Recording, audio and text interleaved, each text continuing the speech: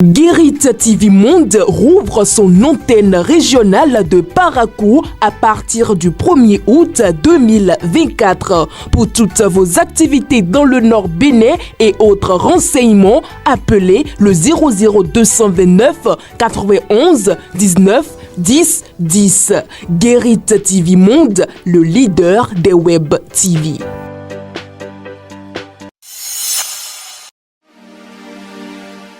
Amis internautes de Guérit TV Monde et lecteurs de Matin Libre, bonjour et bienvenue au dernier numéro de la revue des titres de votre quotidien pour le compte de cette semaine. Et on démarre par ce titre de la manchette « Vision Bénin 2060 ».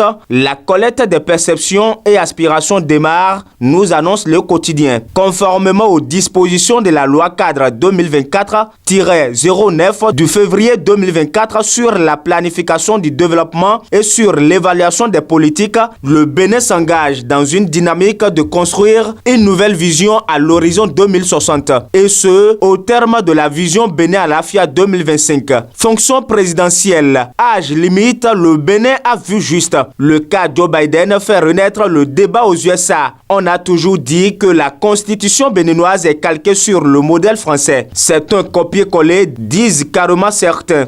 Cependant, les événements de ces dernières heures aux États-Unis montrent que le Bénin avait raison de limiter à 70 ans l'âge limite pour exercer la fonction présidentielle, ce qui n'est pas le cas dans la Constitution française, celle dont pourtant s'est inspiré le Bénin pour rédiger une nouvelle constitution en 1990. En Desque Justice, pour viol sur mineur, le sieur Lazare prend 8 ans de réclusion criminelle et 500 000 d'amende, nous renseigne votre quotidien. 8 ans de réclusion criminelle et 500 000 francs CFA de dommages et intérêts, c'est la sentence de la Cour présidée par Bachirou Assouma Madou le jeudi 18 juillet 2024 au tribunal de première instance de Parakou, siégeant pour le compte de la session criminelle 2024. L'avant-dernier titre qui fait froid au dos, ANAT. 4 décès dans le lot des 127 licenciés, fait savoir Matin Libre. Déjà, 4 décès enregistrés dans le rang des 127 agents licenciés en octobre 2021 à l'Agence nationale des transports terrestres ANAT du fait de la précarité dans laquelle ils végètent,